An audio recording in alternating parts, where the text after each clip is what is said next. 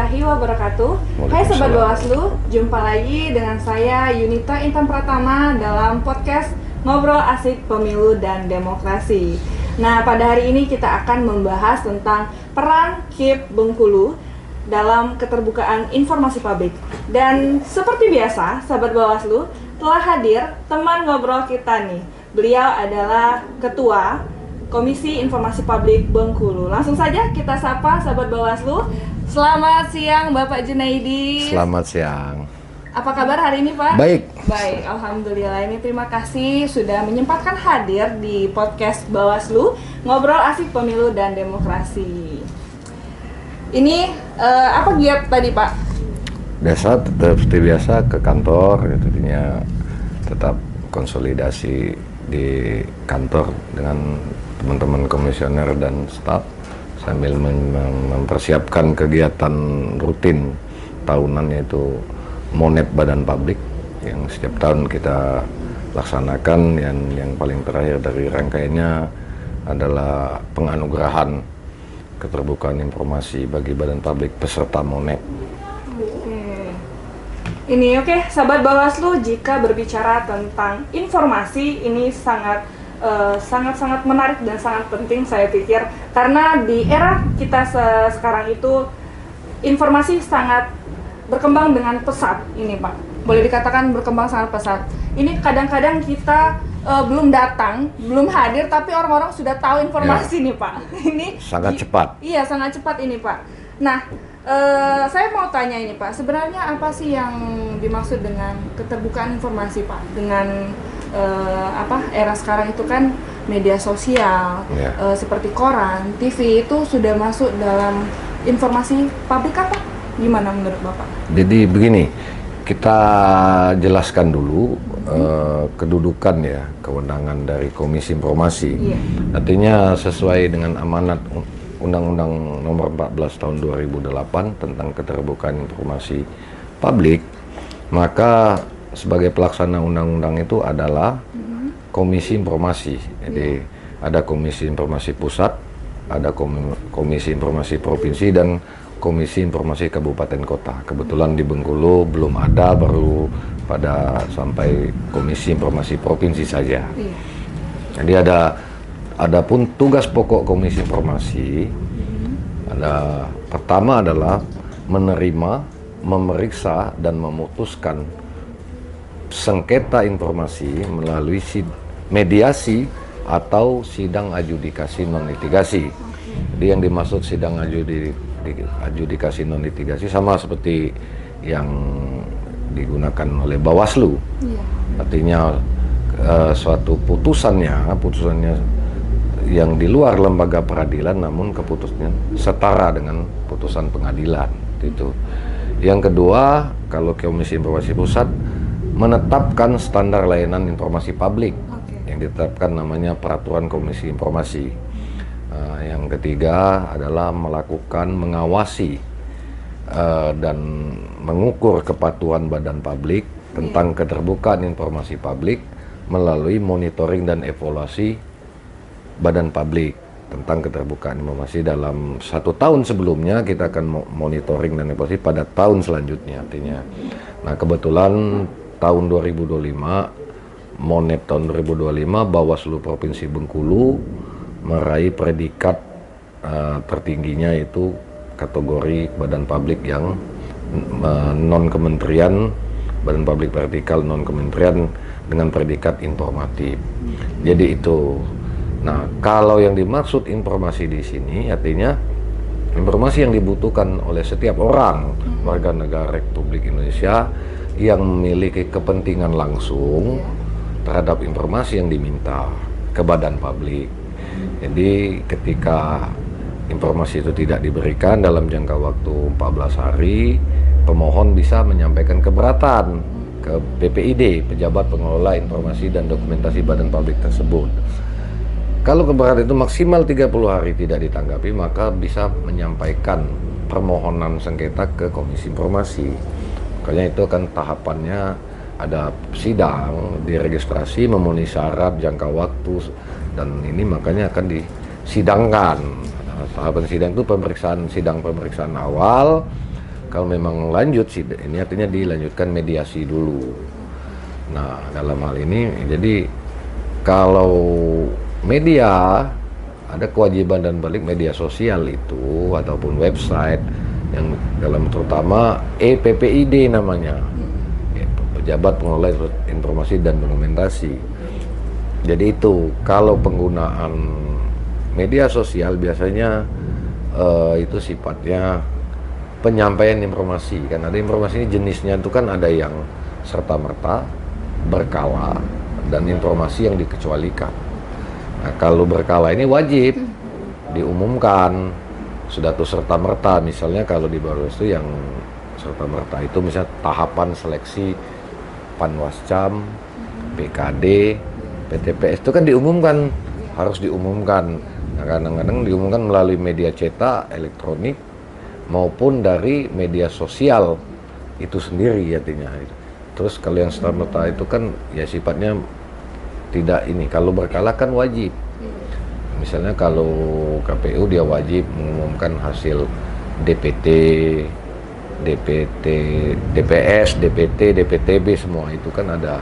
Terus syarat-syarat pencalonan dan itu kan harus diumumkan. Terus mekanisme pelaporan pelanggaran pemilu itu kan harus diumumkan. Nah, itu informasi wajib. Terus ada juga informasi yang dikecualikan, memang di undang-undang itu memang tidak boleh dibuka karena dia masuk kategori dikecualikan. Begitu. Kalau untuk penyelenggara pemilu ada peraturan Komisi Informasi Indonesia itu tentang standar layanan dan penyelesaian sengketa informasi pemilihan umum dan pemilihan, dan ini khusus untuk proses pemilu di Indonesia. Jadi itu tahun 2019, Perki nomor 1 tahun 2019 itu mengatur. Nah, dia punya ada tujuan untuk menjaga ini dan mengimbangi proses sengketa pemilu umumnya sampai ke MK, maka dia sidang cepat, proses sengketanya cepat, maksimal 100 hari, jadi 3 bulan. Karena kita mengiring proses tahapan sengketa pemilu dari tingkat kota, kabupaten, Bawaslu, provinsi sampai ke MK, jadi begitu. Ada khusus gitu kalau untuk penyelenggaraan pemilu di Indonesia. Gitu. Nah ini Pak, kenapa itu disebut dengan informasi publik Pak? Apa makna dari kata publik? Ya, publik ini kan umum. Jadi untuk khalayak masyarakat. Namun kan dia tidak serta-merta semua orang bisa, tapi kan aturan ini dibuatkan untuk supaya ada keteraturan. Regulasi dibuat. Artinya itu tadi seseorang yang punya kepentingan langsung terhadap informasi yang dia minta. Jadi kalau dia tidak punya kepentingan, ya juga lucu juga kan. Sekarang contoh, seseorang minta informasi kenapa dia tidak masuk DPT, ya kan? Ya kan? Ini kan apa dia sudah ngecek ke PPS, tiba-tiba dia datang mengatakan KPU tidak memasukkan saya ke dalam DPT, mengadu ke Bawaslu. Itu kan pelanggaran pemilu termasuk. Tapi ternyata dia tidak pernah ngecek ke PPS, tidak pernah ngecek ke PPK, dia langsung ke sini kan. Tentu ditanya kan. Nah, sama saja dengan kita, kepentingan langsungnya apa gitu. Tidak semua orang kan juga ada juga menyalahgunakan undang-undang ini untuk kepentingan tertentu ya juga. Makanya dia bicaranya legal standing. Kalau sudah ke kita itu bicaranya legal standing. Legal standing itu bukan hanya KTP, kalau dia badan publik, organisasi, ADRT, akte notaris, enggak. Kepentingan langsung dia apa? Atau jika informasi yang dia minta tidak diberikan, dia mengalami kerugian. Nah, itu yang dimaksud legal standing. Jadi publik berhak, misal mahasiswa datang ke Bawaslu minta data pelanggaran pemilu selama pemilu legislatif 2024. Jadi bisa saja diberikan, itu terbuka dan itu punya kepentingan langsung untuk penelitian skripsi misalnya. Nah itu kan harus dibuka, tapi kan ada pertimbangan lagi, undang-undang ini tidak berdiri sendiri, ada perlindungan data pribadi namanya. Jadi yang berkait nama orang ataupun ininya boleh ditutup atau diinisialkan. Itu. Jadi kita harus melihat juga sisi undang-undang lain. Contohnya lagi, kalau dia mengajukan permohonan informasi sengketa ke kami setelah di PPID di Badan Publik tidak dapat, kalau ini berkaitan dengan sedang diperiksa oleh aparat hukum, kami juga tidak bisa melanjutkan. Jadi kami harus stop, ataupun kalau belum mulai ya kami tolak. Kalau duluan aparat hukum sudah merilis ya, mengeluarkan rilis bahwa ini Badan Publik ini sedang kami periksa gitu. Berarti kami tidak boleh mengganggu proses penyidikan, penyelidikan dan persidangan. Begitu. Nah, ini kalau boleh tahu Pak, bagaimana alur bisa munculnya informasi publik ini Pak? Ya, sebenarnya kita ini bukan pusat informasi ya. Ada beberapa orang memang menganggap Komisi Informasi tempat meminta informasi. Iya. Tapi itu bukan. Jadi itu tadi saya sampaikan lagi, tugas kami itu adalah memeriksa, menyidangkan dan memutuskan sengketa informasi. Yang kedua adalah mengawasi, memantau, memonitoring dan mengevaluasi kepatuhan Badan Publik dalam mengimplementasikan Undang-Undang Nomor 14 Tahun 2008 tentang keterbukaan informasi publik. Jadi bukan kami yang tempat meminta informasi. Jadi ini kan badan publik, misalnya Bawaslu, KPU, kalau di provinsi kan dinas-dinas, di tingkat kabupaten sampai ke desa. Jadi kalau badan publik ini tidak memberikan, maka sesuai dengan aturan undang-undangnya, jangka waktunya memenuhi, maka bisa mengajukan melalui kami untuk bersengketa. Jadi kami akan memutus itu misalnya mengabulkan permohonan keseluruhan, sebagian ataupun menolak dalam setelah diperiksa, disidangkan begitu. Jadi ya tergantung sekarang ini kan kebutuhan seseorang, warga negara, badan hukum, organisasi masyarakat terhadap informasi yang dia minta. Artinya, nah kewajiban badan publik itu salah satunya menyediakan informasi tadi, informasi yang serta-merta, berkala. Contohnya begini, berkala itu salah satunya mengumumkan DPA dia, anggaran ya, dapat anggaran penggunaan anggaran, rencana realisasi, dan itu terus ada kegiatan, misalnya Bawaslu misalnya itu tadi penerimaan seleksi Panwascam, BKD sampai PTP itu kan diumumkan semua dan itu wajib. Nah kalau itu sudah diumumkan, misalnya ada yang merasa saya tidak tahu ada pengumuman seleksi Panwascam, Bawaslu sudah menjawab, kami sudah umumkan. Nah, iya media online kah, website ataupun media sosial Bawaslu. Mereka tetap mengajukan sengketa ke Komisi Informasi, maka kan dipanggil ini. Makanya kita kan melihat bukti, fakta. Kita kan ini Bawaslu misalnya jadi termohon, kita akan tanya, ini permohonannya tentang pengumuman Panwascam, apakah sudah diumumkan? Sudah, mana buktinya? Oh sudah, ini proses tahapan ini. Berarti Anda yang tidak baca, pemohon yang tidak melihat pengumuman ini yang sudah disebarluaskan, disiarankan melalui bermacam-macam media, ya pasti kami menolak mengabulkan permohonan dia, karena Bawaslu sudah mengumumkan secara resmi semua tahapan begitu. Jadi ada tidak benarnya itu kan sidang, kita lihat di faktanya nanti. Jadi nggak usah takut juga selagi badan publik sudah menjalankan tugas-tugas yang diamanatkan Undang-Undang 14 tahun 2008 itu, yang biasa disebut Undang-Undang KIP begitu. Nah ini Pak, sejak kapan Pak adanya KIP Bengkulu ini Pak? KIP Bengkulu ini tahun 2014 ya, 2014 kalau nggak salah dibentuk ya. Artinya walaupun undang-undangnya 2008 itu PK Bengkulu kalau nggak salah 2014 gitu. Ini boleh diceritakan sedikit Pak, cerita pendeknya bagaimana terbentuknya KIP ini Pak? Kalau terbentuknya kan saya di periode pertama, kan saya di periode ketiga. Jadi terbentuknya itu tadi, artinya memang amanat undang-undang itu membentuk komisi informasi di tingkat pusat, provinsi, kabupaten, kota. Jadi kita Bengkulu baru sampai di tahap provinsi, kabupaten, kota belum terbentuk. Kita rencana awalnya memang mau membentuk sampai kabupaten, kota, tapi karena ada efisiensi segala macam, jadi belum bisa kita laksanakan. Ini tadi Bapak membahas tentang penyelesaian sengketa tadi Ya. Pak ya. Ini di Bawaslu di Bengkulu khususnya di tahun 2024 dan 2026 lah Pak. Ini yang masuk sengketa di Bengkulu pada tahun tersebut itu ada berapa banyak Pak di pemilu kada dan di pemilu?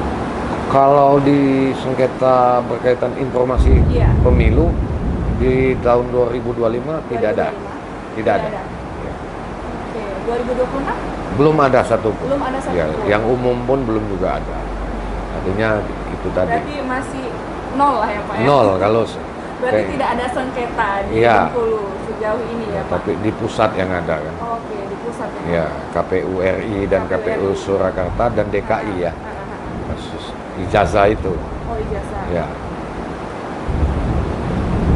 Berarti itu kalau ada ajuan untuk pengaduan itu mengadunya kemana Pak? Dia bukan pengaduan, artinya permohonan. Permohonan. Ya, permohonan penyelesaian sengketa. Permohonan penyelesaian. Jadi itu tadi tahapannya, pemohon meminta informasi ke badan publik. Ya. Kita simpelnya kita contoh ke Bawaslu Kota Bengkulu. Mm-mm. Nah, dalam jangka waktu 14 hari Bawaslu 14 hari kerja itu. ya, kerja ya. Iya. 14 hari kerja. Baik Bawaslu menjawab ataupun tidak menjawab, maka pemohon mengajukan keberatan. Iya. Jadi dalam tenggang waktu 30 hari, maksimal 30 hari, pemohon menyampaikan keberatan ke PPID Bawaslu Kota Bengkulu. Nah, ketika ini tidak ditanggapi ataupun tidak puas, kalaupun ditanggap lagi tidak puas, maka pemohon bisa mengajukan permohonan ke Komisi Informasi. Iya. Makanya kami akan memeriksa dulu berkasnya memenuhi syarat atau tidak, jangka waktu, legal standing. Makanya kami akan memutus itu. Kalau itu memenuhi syarat administrasi, maka akan kami registrasi untuk masuk pada perkara. Maka lanjut pada sidang. Nah, itu tadi tahapan sidang ada pemeriksaan awal, makanya mediasi. Kalau kedua belah pihak, permohon dan pemohon bisa berdamai, menyelesaikan persoalan di mediasi, maka selesai. Jika tidak, maka lanjut sidang adjudikasi non litigasinya sampai putusan. Nah, setelah putusan, ada pihak yang tidak puas. Untuk badan publik pemerintah, bandingnya di PT UN, Pengadilan Tata Usaha Negara. Untuk badan publik non pemerintah, maka bandingnya di pengadilan negeri. Nah, makanya itu, jadi tidak puas juga dengan putusan banding, boleh mengajukan ke kasasi ke Mahkamah Agung, ke MA, Mahkamah Agung. Jadi itu, jika sudah inkrah, tentunya inkrah itu bisa di tingkat pertama hasil keputusan Komisi Informasi ataupun tingkat kasasi. Kalau permohonan itu dikabulkan, pihak termohon tidak memberikan informasi ataupun data yang diminta, maka akan muncullah sanksi pidana. Nah, termohon bisa mengajukan melalui delik aduan ke pengadilan negeri. Karena ini pengadilan negeri akan memutuskan pidananya. Jadi undang-undang ini ada sanksi pidana. Nah, walaupun kita kan tidak ada sengketa ya Pak ya. Nah, tapi sejauh ini Pak, bagaimana yang dilakukan KIP Bengkulu khususnya dalam mewujudkan transparansi dan kualitas pelayanan informasi publik Pak? Ya, walaupun kita bukanya kondisi efisiensi ya. Iya. Artinya kan kita sudah melakukan monitoring dan evaluasi badan publik tahun 2025. Jadi kita tetap melakukan komunikasi baik secara langsung maupun melalui surat, tetap melakukan koordinasi, memberikan ini apa ya kepada badan-badan publik yang sebenarnya begini. Tahun 2023, 2024 nggak ada Monep. Nah, 2023 ada 7 badan publik vertikal. Nah, tahun 2025 itu naik ada 3 badan publik vertikal jadi 10. Insya Allah tahun 2026 ini mungkin bertambah sampai 15. Ada 5 badan publik baru. Nah, ini kan kita berkomunikasi terus lah, melakukan sosialisasi walaupun keadaannya penganggaran sedang efisiensi. Terus di kabupaten 2025 cuman 7 yang ikut. Artinya kita mau insya Allah tahun ini full 10 kabupaten kota ikut. Terus tingkat badan publik tingkat provinsi itu baru 50% yang mengikuti tahapan Monep. Insya Allah tahun ini kita akan menambah peningkatan peserta dari badan publik tingkat provinsi Bengkulu. Artinya ya kita memaklumi sajalah kondisi anggaran ini ya, karena efisiensi tadi ya, Pak. tapi kita tetap berjalan lah. Artinya komunikasi terus kita lakukan dengan pimpinan-pimpinan badan publik. Sejauh ini Pak, apa tantangan dan hambatan untuk menjaga kualitas tersebut Pak? Sebenarnya kalau tantangan itu nggak ada yang ngomong nggak jadi tantangan, jadi problem, bukan lagi tantangan. Menjadi masalah. Tapi kan itu tinggal ya, kita kan. Kalau saya sih ya memang kondisi keuangan dengan efisiensi ini ya itulah tantangannya, bagaimana kita tidak menyerah, ya ikhlaslah sesuai melaksanakan tugas-tugas pokok dan segala. Tinggal menyesuaikan ya, kalau mungkin kemarin kita bisa ke daerah, ke kabupaten dengan perjalanan dinas, kan sekarang tidak bisa. Ini kan kita punya nomor kontak, kita bisa mengirimkan surat melalui elektronik, nggak mesti juga kirim-kirim surat dicetak hari ini. Ya memang kita yang menyesuaikan, tetap bersemangat lah artinya. Bagaimanapun jangan menjadi hambatan dengan adanya efisiensi. Ya, Pak, ya. kita memaklumi kondisi saat ini dan semua lembaga ya mengalami. Jadi jangan jadikan itu masalah, jangan itu jadi problem. Artinya ya kita kerja ikhlas, kita kerja cerdas, dan semua harus terencana dan terukur. Artinya jadi kita melakukannya dengan senang, dengan riang gembira. Jadi nggak ada waktu mengeluh. Karena saat ini mungkin ya semua orang mengeluh dengan keadaan hari ini. Sangat banyak keluhan. Ya, tapi saya nggak mau mengeluh kan. Artinya ya memang saya ditetapkan ketika kondisi seperti ini, ya inilah tantangan bagi kami komisioner untuk tetap semaksimal mungkin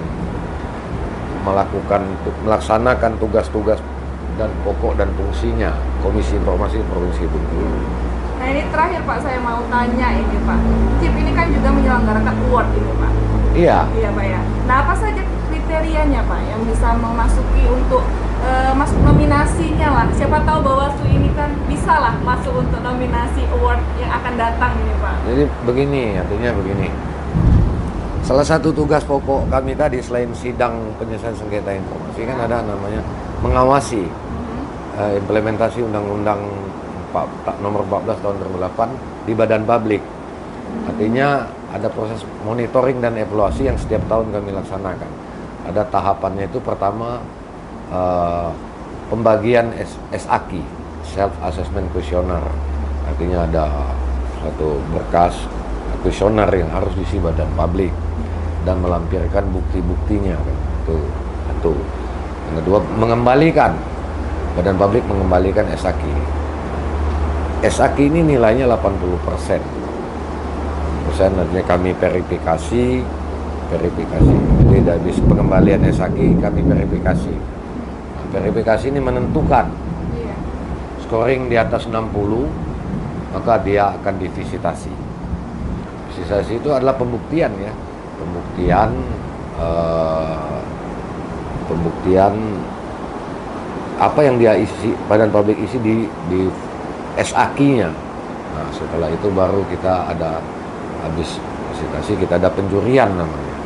Nah, itu presentasi badan publik tentang kegiatan program-program keterbukaan informasinya di depan Dewan Juri yang terdiri dari komisioner, akademisi, insian pers, dan beberapa, ada 5 orang Dewan Juri. Dari semua nilai ini maka akan di ranking. Artinya kategorinya ada tidak informatif, kurang informatif, cukup informatif, menuju informatif, dan yang tertinggi adalah informatif. Mungkin tahun ini bolehlah Bawaslu Kota jadi peserta ya, walaupun kategorinya Bawaslu Kota Bengkulu. Sementara kalau Bawaslu Provinsi, kalau nggak salah udah 3 atau 4 kali ikut, dia selalu informatif.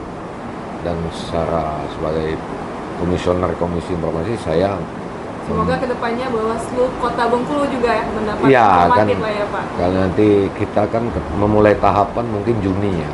Ini kita coba komunikasikan, nggak masalah kan.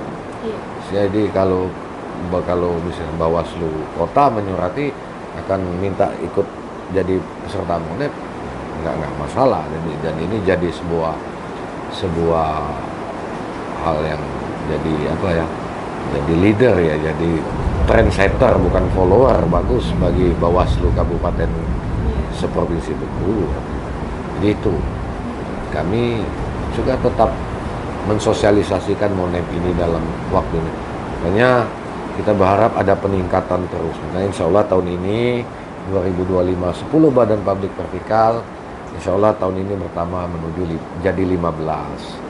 Ya, syukur-syukur Bawaslu Kota dan Bawaslu Kabupaten lain itu bisa ikut juga. Kita juga senang gitu artinya menunjukkan kepedulian, kesadaran badan publik yang meningkat.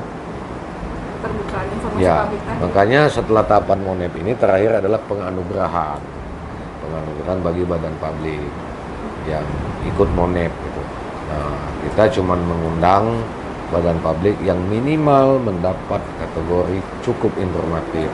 Yang di bawah cukup informatif ya kurang dan tidak akan kita panggil. Jadi dia ada cukup, menuju, dan informatif. Oke, sahabat Bawaslu, itu tadi cerita-cerita singkat tentang Komisi Informasi Publik. Selanjutnya Pak, kita akan masuk ke quick question ini. Bisa kita mulai langsung Pak? Boleh. Boleh langsung. Oke, ini pemilu, Demokrasi, informasi publik, transparansi, Bengkulu, merah putih. masyarakat, Masyarakat apa ya? Hak azazi, Bawaslu, demokratis. demokratis. Nah, saya agak tertarik dengan ya kembali lagi kalau tadi kita sudah membahas informasi publik, ini kita ke pemilu lah Pak. Oke. Bapak tadi menjawab pemilu demokratis. Boleh dijelaskan Pak? Ya begini kan, negara kita menganut sistem demokrasi, artinya tugas kita semua, walaupun penyelenggaranya diamanatkan yaitu KPU dan Bawaslu untuk menjaga kualitas demokrasi yang menghasilkan pemimpin yang berkualitas. Dalam hal ini sempurna belum, tapi ideal saya melihat sudah pasti. Dan saya mengamati sistem pemilu kita kan berubah-ubah setiap pemilu beberapa kali itu kan, baik sistem kalau legislatif sistem proporsional tertutup, proporsional semi distrik berbasis dapil, terus proporsional terbuka, suara terbanyak, terus pilkada dulu melalui DPR, sekarang langsung, dan terus seperti itu. Yang penting begini maksud saya, kenapa demokrasi itu penting? Artinya kita membutuhkan produk proses demokrasi yang berkualitas. Kita berharap pemimpin yang terpilih melalui proses pemilu, katakanlah pemilu legislatif, pemilu presiden, pemilu kepala daerah, sampai pilkades pun, kita berharap Bawaslu untuk mengawasi pelanggaran dan kecurangan pemilu. Artinya ini tadi, demokrasi itu mencoba, itu tadi, demokrasi itu dengan sistem yang ada, dimanapun ya saya lihat, ini pemahaman saya, tidak ada yang sempurna. Tidak semua orang akan puas dengan sistem demokrasi yang ada di dunia ini. Tapi dia mencoba ideal. dia menuju ke sebuah kesempurnaan. Namun ada beberapa komponen ya instrumen demokrasi itu, artinya penyelenggara, regulasi penyelenggara dan masyarakat sendiri yang menyerahkan suaranya, mempercayakan pada pilihan. Tapi kalau masyarakatnya tidak cerdas dalam memilih, maka ya juga tidak akan mendapatkan pemimpin yang baik dan berkualitas. Jadi semua punya hubungan, punya korelasi. Pemimpin yang baik itu dilahirkan oleh proses demokrasi yang baik, sistem demokrasi yang sehat, oleh pemilih yang cerdas. Makanya ini akan menuju, saya tidak bilang sempurna sekali lagi, tapi ini idealnya. Begitu menurut saya. Oke. Nah ini sahabat Bawaslu, sebelum kita akhiri podcast ini Pak, adakah closing statement yang akan Bapak sampaikan untuk seluruh sahabat Bawaslu yang ada di Indonesia, khususnya di daerah Bengkulu nih Pak? Jadi untuk sahabat Bawaslu, saya closing statement saya begini.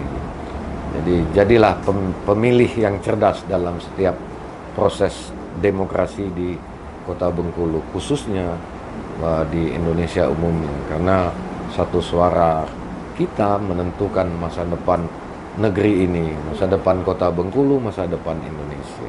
Iya. Itu yang penting. Terima kasih. Oke, terima kasih Bapak. Nah, sahabat Bawaslu, itu tadi cerita-cerita singkat kita tentang peran Komisi Informasi Publik tentang keterbukaan informasi publik. Kita akhiri Bapak. Siap. Oke, terima kasih sahabat Bawaslu.